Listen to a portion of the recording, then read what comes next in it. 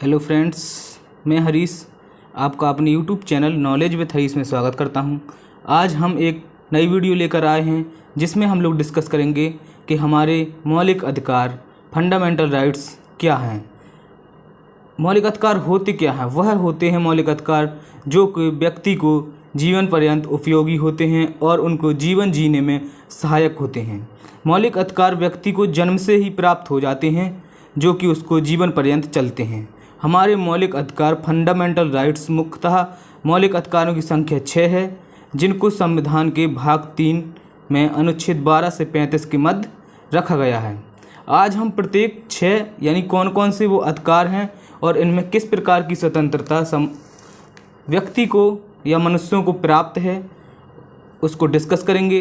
तो यदि आप लोग हमारे यूट्यूब चैनल पर नए हैं तो चैनल को सब्सक्राइब कर लें, और यदि आपने सब्सक्राइब कर लिया है चैनल को तो वीडियो को लाइक करके दोस्तों में शेयर ज़रूर करें। चलो स्टार्ट करते हैं। इन्हें अमेरिका से लिया गया है। यहाँ फिर क्वेश्चन बनता है कि क्वेश्चन बहुत एग्जाम में पूछा जाता है कि मौलिक अधिकार कहाँ से लिया गया है, तो इन्हें अमेरिका से लिया गया है। अपने गांव, शहर, टोले, मोहल्ले में हम सभी छोटे बड़े से अपनी बातें कहते रहते हैं। ऐसे ही हम देश प्रदेश में कहीं भी आते जाते रहते हैं। इन सब के लिए कोई रोका टोकी नहीं होती है। सोचिए ऐसा क्यों होता है? क्योंकि सभी मनुष्यों को जन्म से ही कुछ अधिकार प्राप्त होते हैं जिन्हें मानव अधिकार या मौलिक अधिकार कहते हैं। इनमें 6 अधिकार मौलिक अधिकारों के रूप में हमारे संविधान में लिए गए हैं। तो कहाँ से लिए गए हैं? अमेरिका के संविधान से। यदि आपने हमारे अभी यूट्यूब चैनल को सब्सक्राइब नहीं किया है तो ज़रूर सब्सक्राइब करें।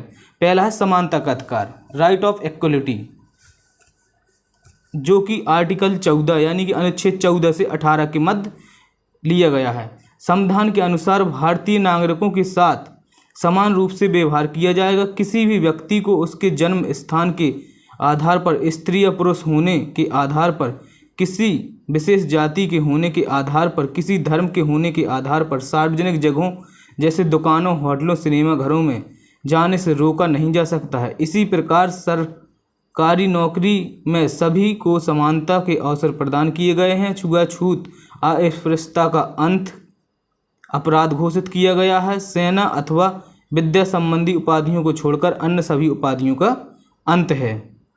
अब इसके बाद है नेक्स्ट, स्वतंत्रता का अधिकार, राइट ऑफ फ्रीडम, जो कि आता है आर्टिकल 19 से 22 के मध्य। इसमें लोगों को 6 प्रकार की स्वतंत्रता प्राप्त है। वह कौन कौन सी है उस पर बात कर ले रहे हैं। भारत के सभी नागरिकों को विचार एवं अभिव्यक्ति की स्वतंत्रता।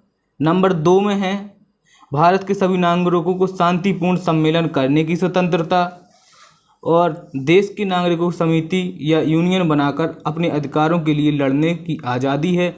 भारत के हर नागरिकों को अपने इच्छानुसार कहीं भी आने जाने की स्वतंत्रता है। भारत के नागरिक को भारत में कहीं भी रहने एवं बसने की स्वतंत्रता है। भारत का कोई भी नागरिक हो अपनी इच्छा के अनुसार रोजगार प्राप्त करने की स्वतंत्रता है। इसके बाद हमारा नेक्स्ट, इसमें एक और अधिकार आता है शिक्षा का अधिकार। इसमें आता है शिक्षा का अधिकार। शिक्षा के अधिकार में वर्ष 2002 में संविधान के 86वें संविधान संशोधन, कितने 86वें संविधान संशोधन में अनुच्छेद 21 का में मौलिक अधिकारों को जोड़ा गया है, जिसके अनुसार 6 से 14 वर्ष यानी 6 वर्ष से लगा के 14 वर्ष की आयु के सभी बच्चों को निःशुल्क एवं अनिवार्य शिक्षा उपलब्ध कराना सरकार का दायित्व है। इस अधिनियम को प्रभावित करने के लिए संसद द्वारा निःशुल्क और अनिवार्य बाल शिक्षा अधिनियम 2009, बाल शिक्षा अधिनियम 2009, RTE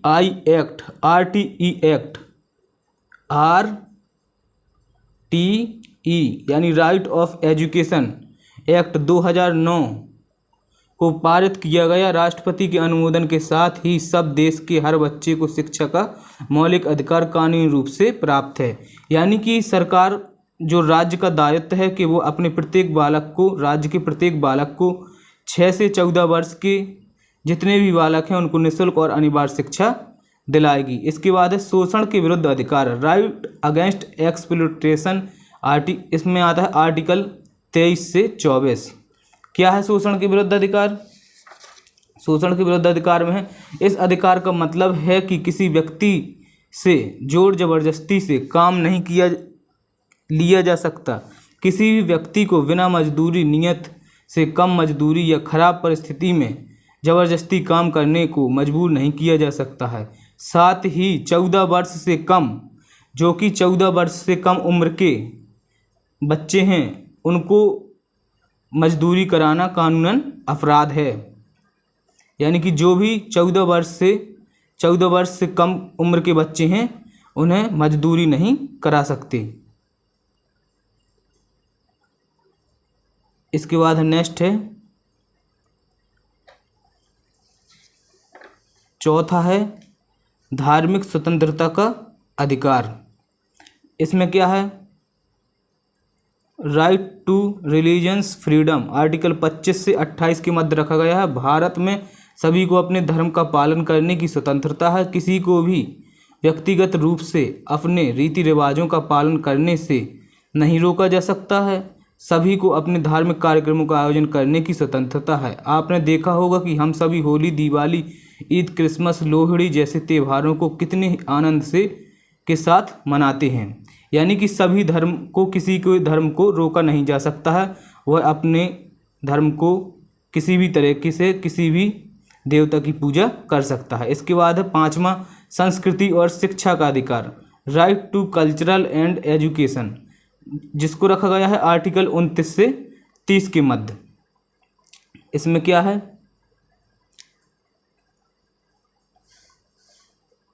भारत के प्रत्येक नागरिकों को अपनी भाषा, लिपि, संस्कृति को सुरक्षित रखने का अधिकार है।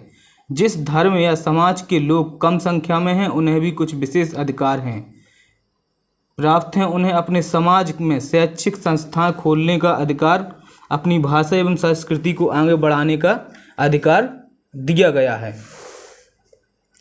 इसी में वर्तमान में 6 समुदायों मुस्लिम, पारसी, ईसाई, सिख, बौद्ध एवं जैन को अल्पसंख्यक वर्ग का दर्जा प्रदान किया गया है। अल्पसंख्यक समुदाय के विकास को समुचित आधार प्रदान करने के लिए 2005 ईस्वी में, कब? 2005 ईस्वी में तत्कालीन केंद्र सरकार द्वारा प्रधानमंत्री के द्वारा 15 सूत्रीय कार्यक्रम चलाया गया था। इसमें हम बात नहीं करेंगे, नहीं तो वीडियो बहुत लंबी हो जाएगी। इसके बाद नेक्स्ट है नंबर 6 संवैधानिक औपचारों का अधिकार। ये अधिकार, संवैधानिक औपचारों का अधिकार एग्जाम में बहुत पूछा जाता है। ये आर्टिकल 32 के अंतर्गत आता है। इसका उपयोग क्या है हम अब डिस्कस कर रहे हैं। इसे संविधान की आत्मा भी कहा जाता है। अनुच्छेद 32 संवैधानिक उपचारों का अधिकार क्या है? संवैधानिक उपचारों का अधिकार, कहीं पर यदि मौलिक अधिकारों का हनन होता है, यानी किसी भी के द्वारा मौलिक अधिकारों का हनन किया जाता है, तो सीधे उच्चतम या उच्च न्यायालय की शरण ली जा सकती है। सरकार का यह कर्तव्य है कि वह भारतीय नागरिकों को मौलिक अधिकारों की रक्षा करे।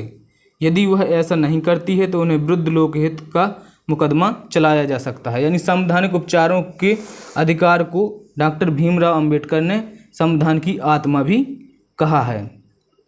यदि किसी के भी मौलिक अधिकारों का हनन होता है तो हम उच्च या उच्चतम न्यायालय में डायरेक्ट रिट जारी कर सकते हैं। इसमें 5 प्रकार की रिट आती हैं: बंदी प्रत्यक्षीकरण, परमादेश, प्रतिषेध लेख और उत्प्रेक्षा अधिकरण।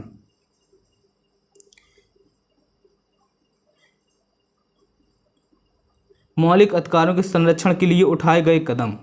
यदि मौलिक अधिकारों का कहीं पर भी हनन होता है तो कुछ विश्व स्तर पर कार्य किए गए हैं। जैसे मानवाधिकार आयोग की स्थापना 10 दिसंबर 1948 ईस्वी में हुई थी, इसलिए 10 दिसंबर को मानवाधिकार दिवस मनाया जाता है। मानवाधिकार जन्म से ही प्रारंभ हो जाते हैं और जीवन भर साथ रहते हैं, चाहे व्यक्ति किसी भी सामाजिक, आर्थिक स्तर जाति व धर्म से संबंध रखता हो। 10 दिसंबर 1948 ईस्वी में संयुक्त राष्ट्र संघ की महासभा में मानवाधिकारों की सार्वभौमिक घोषणा की गई। पूरे विश्व में 10 दिसंबर को मानवाधिकार दिवस के रूप में मनाया जाता है। भारत में मानवाधिकारों की रक्षा के लिए सन 1993 ईस्वी में राष्ट्रीय मानवाधिकार आयोग की स्थापना की गई थी। यहाँ से भी एग्जाम में क्वेश्चन बहुत पूछे जाते हैं, तो कमेंट बॉक्स में ज़रूर बताएं वीडियो कैसी लगी। यदि वीडियो यूज़फुल हो तो चैनल को सब्सक्राइब करके वीडियो को लाइक करें और अपने दोस्तों को ज़्यादा से ज़्यादा शेयर करें।